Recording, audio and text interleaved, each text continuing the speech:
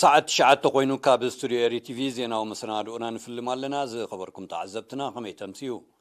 نيلو مسولوس بحث لكاتي استدالو زينا تاتوشتن وطان حزولكم قريبا زلو غيفرم قدي مكتتالكم بخبرنا عدمكو بغندي ارست زينا فيلم لومي بستقبر مرمراتات 23 زيقاتات بكورونا فيروس ملكافهم كرقاقسن كله 40 شعات دمات فانيوم شنفر منستر تمرت زوا معكل سلطنا سنة ممهرنا نحدثت ممران يهبال لهم كوبانيا موقع عزي حارات بدبو وقيح بحر زهوبو قلقلوت يسفع الله عند علامة والتهدراو لممد روسيان بيلارسون عاقمي من كل قالن مدنفع مقانو تقليسهم تشاينا حزب أفغانستان زوعل توساقي سب أوردي إتليخا أب إكوادور برتع زناب زسعب وحدقاتات علقلقن مهمان مريتن سبا وخسارة وريدهم حبريته كاب منستر تعنا لومي أب ممرمري مأكلات زباتات مأكل عن سبا دوبنغاش باركان بستقبره ناي لاباراتوري مرمراتات 23 زيقاتات بكورونا فيروس ملكافهم ترقاقيس الله نساتهم دم عسر تغلطة كاب ممرمري مأكلات زبا مأكل كوينهم أدراشهم كحوتا ماي تمناي امن حيلي عد قيح من دفراباس عن كرنن حموشته كاب ممرمري مأكلات زبا عن سبا مالت 4 كاب هبورو حدد ما كاب عد تكليزان حموشته كاب ممرمري مأكلات زبا دوب مالت 3 كاب سنعفه حدد ما كاب من دفران عد قيحن كمون حده كاب ممرمري مأكل بارنتو زبا قاش باركايم إذا خمزي لنقول كورونا فيروس ترقيبهم ما بهوسبيتالات تعاقبهم كن كجبر اللهم زصنحو 26 كاب زوا ماكل 21 كاب زوادوب كل التدما كاب زبا قاش باركاب تقلالا 4 شعتن زيغاتا تحويم كفانهم كلو ودي 78 عامتابو كاب زوادوب بدما بموت تفليهم بزم سرت زي تقلالا قصري بكورونا فيروس زتلوف زيغاتاتنا حساب لومي 9550 شعتن بزيح الله 9500 كاب زياتهم حويم استفانو 9 بموز استفليو 195 دما جنا أو هوسبيتالات تعاقبهم زركوب يوم منستر تعنا حد لكاتيت كلتشن 20 كلتن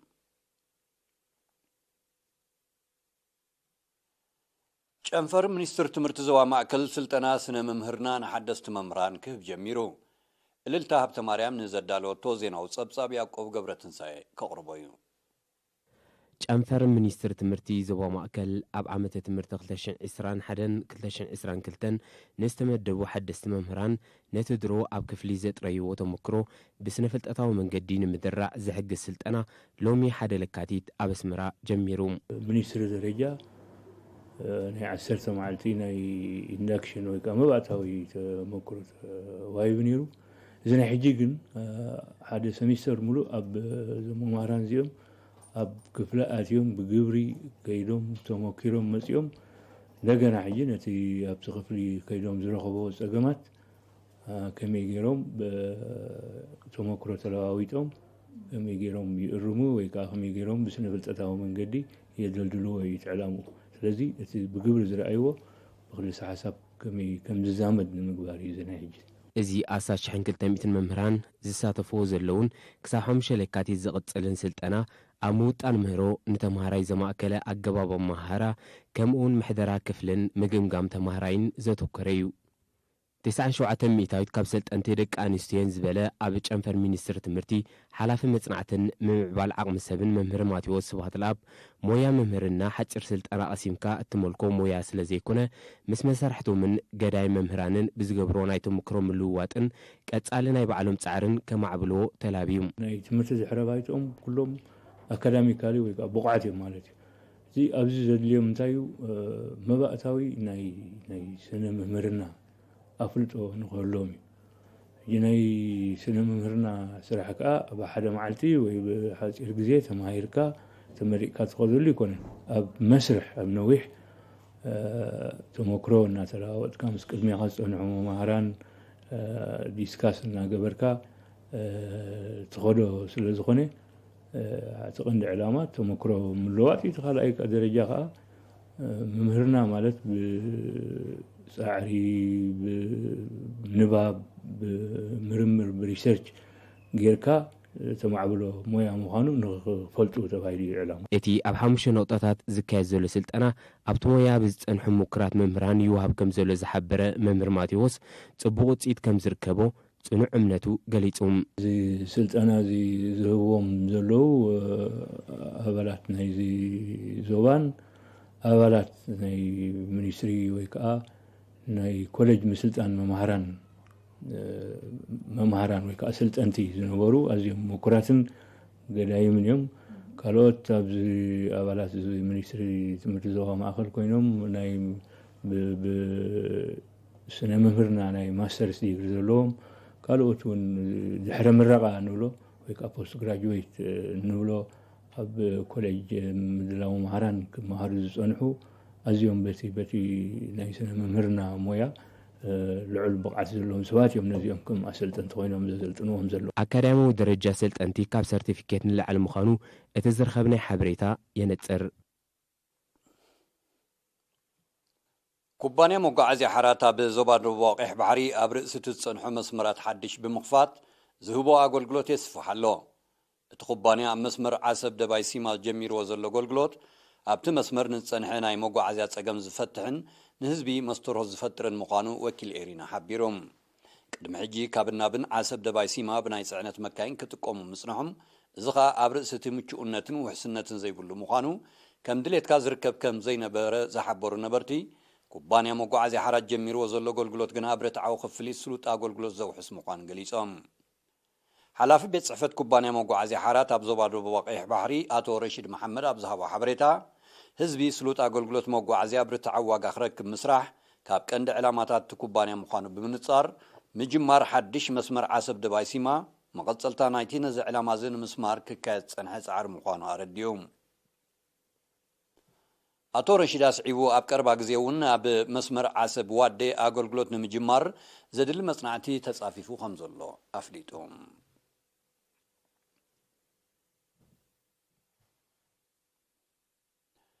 ቤት ጽሕፈት መውል ዞባ ደቡብ ኣብ ዝሓለፈ ዓመት ኣብ ዝተፈላለዩ ጽላታት ክነጥፉ መበገሲ ገንዘብ ንዘድልዮም ዝነበረ ልዕሊ 22 ሚልዮን ናቕፋ ከም ዝዘርግሐ ኣብ ዘካየዶ ገምጋም ገሊጹ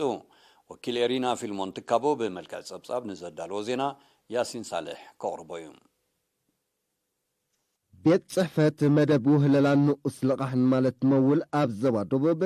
ኣብ 2021 ኣብ 12 ንኡስ ዞባታት ንዝርከቡ ዓማዊሉ ልዕሊ 22.2 ሚልዮን ናቕፋ ልቓሕ ክዝርግሕ እንከሎ 17 ሚልዮን ናቕፋ ካብ ተለቃሕቲ ከም ዝኣከበ ገሊጹ እቲ ቤት ጽሕፈት ብ27 ጥሪ ኣብ ከተማ መንደፈራ ኣብ ዘካየደ ገምጋም ኣብ ዝሓለፈ ዓመት 8691 ዓማዊል ብውልቅን ብጉጅለን ተጠቀምቲ ናይቲ ትካል ከም ዝኾኑ ብምጥቃስ ዝወጠኖም መደባት ብምልኣት ከም እተተግበሩ ሓቢሩ ሓላፊ መውል ኣብ ዞባ ደቡብ ኣቶ ትርፈ ገብረ ዮሃንስ ኣብ ዘቕረበ ጸብጻብ 63 ሚእታዊት ናይቶም ተጠቀምቲ ደቂ ኣንስትዮ ምንባርን ብምጥቃስ ዓማዊሎም 32 ሚእታዊት ኣብ ሕርሻ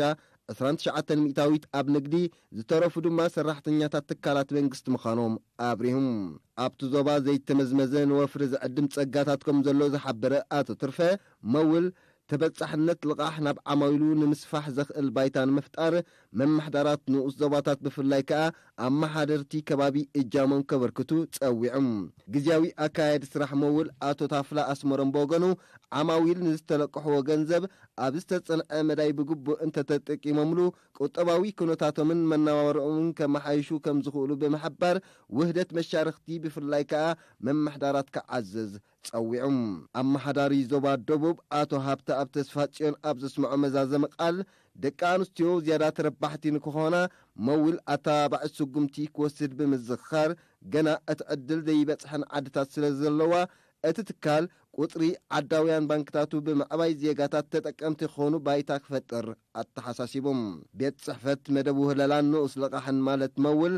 ኣብ ዞባ ደቡብ ኣብ 160 መማሕዳራት ከባብን 661 ዓድታትን 129 ዓዳውያን ባንክታት ኣለዎም ኣብ ዞባ ደቡብ ንኡስ ዞባታት ማይ ምንን እምኒ ሓይልን ካብ 18 ክሳብ 28 ጥሪ ምርጫታት ኣመሓደርቲ ከባብን ኣነባበርቲ ዓድን ከምኡውን ኣከብቲ ግብሪ ጥሪትን መሬትን ተኻይዱ ኣብ ንኡስ ዞባ ማይ ምነ ብ17 ምምሕዳራት ከባብቲ ምርጫታት ድሮ ኣብ ኩለን ምምሕዳራት ከባቢ ክዛዘመን ከሎ ኣብ ንኡስ ዞባ እምነ ሓይሊ ድማ ዛጊት ኣብ 8 ምምሕዳራት ከባቢ ተሰላሲሉ ከም ዘሎ ወኪላት ኤሪና ሓቢሮም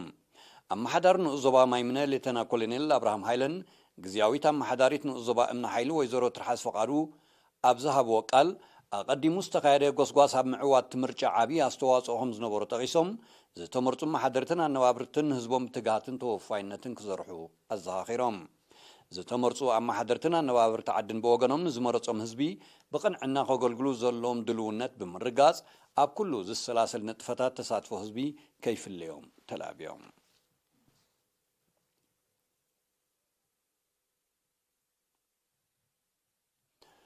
كبراتن كبرانن تعزبتنا السعب أهجراو زيناتاتهم كتتالكم كتقتلوا دقيمنا بخبري نعدم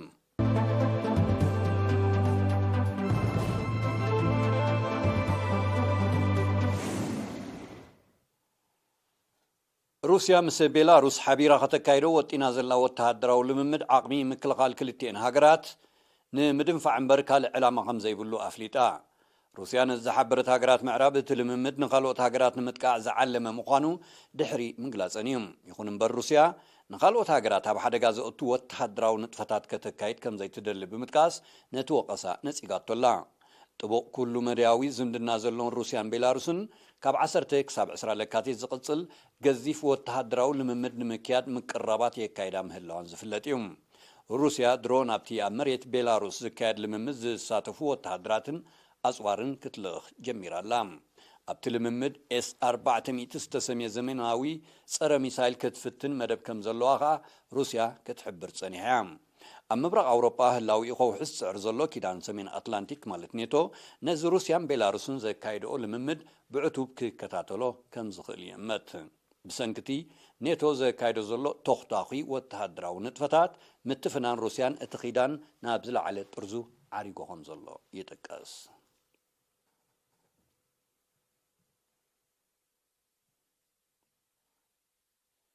ቻይና ብሰንኪ ግዳማው ምትእታው ብዝተፈጥረ ጸጥታው ቅልውላው ሓደጋ ጥሜታን ጸላሊዎን ዘሎ ህዝቢ ኣፍጋኒስታን ዝውዕል ሰብኣዊ ረድኤት ልኢኻ እቲ ናይ መግቢ መድሃኒትን ካልእ መሰረታዊ ጠለባት ህይወትን ዘጠቃለለ ረድኤት ናብተን ብዝያዳ ዝተሃስያ 34 ኣውራጃታት ከም ተመቃርሐኻ ተገሊጾም ቻይና ብዝሓለፈ ወርሒ ጥሪ እውን ተመሳሳሊ ሰብኣዊ ረድኤት ናብ ኣፍጋኒስታን ልኢኻ ምንባራ ጸብጸባት ይረድኦም ኣብ ኣፍጋኒስታን ን10 ዓመታት ብሰንኪ ዝተኻየደ ግዳማዊ ወተሃደራዊ ምትእትታው ብዝሰዓበ ጸጥታውን ወተሃደራውን ቅልውላው ዝበዝሐ ህዝቢ ሃገር ጥሜት ወዲቑ ከም ዘሎ ይግለጽ ውድብ ሕብራት ሃገራት ንህዝቢ ኣፍጋኒስታን ንምርዳእ ዝውዕል 4.4 ቢልዮን ዶላር ደገፍ ክግበር ኣብ ዝሓለፈ ቀረባ እዋን እማመ ከም ዘቕረበ ዝዝከር እዩ እዚ ዛጊት ምወላ ዘይተረኽቦ ደገፍ ጸገማት ህዝቢ ኣፍጋኒስታን ንምቅላል ተራኽህልዎ ከም ዝኽእል እኳ እንተተገልጸ ተግባራዊ ክኸውን ዘሎ ተኽእሎ ግና ጸቢብ ምዃኑ ናይ ቀረባ ተዓዘብቲ ይጠቕሱ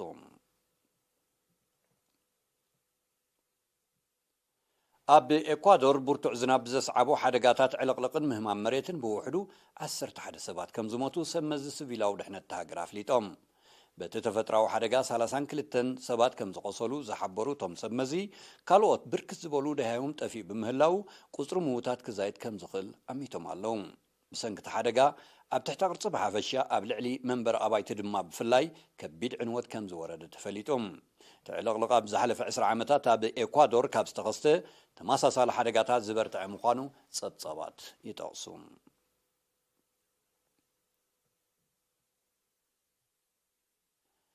መንግስቲ ማሊ ኣምባሳደር ፈረንሳ ውሽጢ 72 ሰዓታት ካብ ሃገሩ ክወፅእ ሎሚ ባሕቲ ለካቲት ኣዚዙ እቲ ስጉምቲ ፈረንሳ ብሃገሩ እተካይዶ ብዘላ ወተሃደራዊ ወፍሪ ከምዚ ዓገበ ክገልጽ ጸንሐ መንግስቲ ማሊ ምስታ ኣውሮፓዊት ሃገር ዝጸንሐ ኩሉ መድያዊ ዝምድናታት ከም ዝበተኸ ድሕሪ ምሕባሪ ይስዕብ ዘሎም መንግስቲ ፈረንሳ ነዚ ብማሊ ዝተወስደ ኣምባሳደሩ ናይ ምብራር ውሳኔ ብትሪ ኮኒንዎሎም ህዝቢ ምዕራብ ኣፍሪቃ ብሓፈሻ ህዝቢ ማሊ ድማ ብፍላይ ወተሃደራዊ ወፍሪ ፈረንሳ ሽበራ ንምቅላስ ዝኾነ ኣበርክቶ ከም ዘይገበረ ብምጥቃስ ክወፅእ ብተደጋጋሚ ክጽውዕ ምጽንሑ ይፍለጥ ፈረንሳ ካብ ማሊ ንምውፃእ ከም ዘይትህወክ ክትሕብር እኳ እንተጸንሐት እቲ ወፍሪ ከቢድ ሰብኣዊ ቁጠባውን ፖለቲካውን ዋጋታት የኽፍላ ከም ዘሎ እዩ እትገልጽ ካብ 2013 ጀሚራ ማሊ ወተሃደራዊ ወፍሪ ተካይድ ዘላ ፈረንሳ ዛጊት 53 ኣባላት ሰራዊታ ብመጥቃዕቲ ከም ዘኸሰረት ጸብጸባት ይረድኦም ዕላማቲ ግደማዊ ወተሃደራዊ ወፍሪ ብቐንዱ ንዳግማይ መግዛእትን መጋሓት ጸጋታትን እምበር ካልእ ፋይዳ ከም ዘይብሉ ኸኣ ናይ ቀረባ ተዓዘብቲ ይጠቕሱ።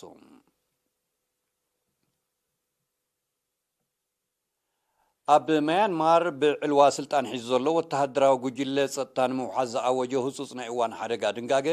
ብ6 ዋርሕ ከም ዘናውሑ ኣፍሊጡ። እቲ ውሳኔ ጸጥታ ክሳብ ዝረጋገጽ ክቕጽል ከም ዝኽእል እውን እቲ ወተሃደራዊ ጉጅለ ትማሊ 31 ጥሪ ኣሚቱ።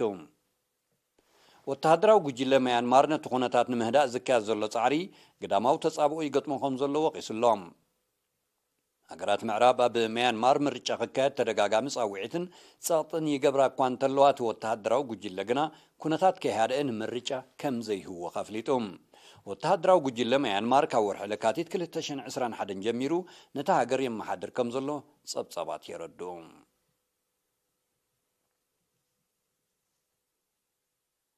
ክቡራትን ክቡራንን ተኸታተልትና ዜናዊ መሰናዶና ንምዛም ኣርእስተ ዜና ክደግመልኩም። ሎሚ ብዝተገብረ ምርመራታት 23 ዜጋታት ብኮሮና ቫይረስ ምልካፎም ክረጋገጽ እንከሎ 49 ማጥፋንዮም። ጨንፈር ሚኒስትር ትምህርቲ ዞባ ማእከል ስልጠና ስነ መምህርና ንሓደስቲ መምህራን ይህብ ኣሎ። ኩባንያ መጓዓዝያ ሓራት ኣብ ደቡባዊ ቀይሕ ባሕሪ ዝህቦ ኣገልግሎት የስፍሖ ኣሎ። ቀንዲ ዕላማ ወተሃደራዊ ልምምድ ሩስያን ቤላሩስን ዓቕሚ ምክልኻልን ንምድንፋዕ ምዃኑ ተገሊጹ። ቻይና ንህዝቢ ኣፍጋኒስታን ዝውዕል ተወሳኺ ሰብኣዊ ረድኤት ልኢኻ።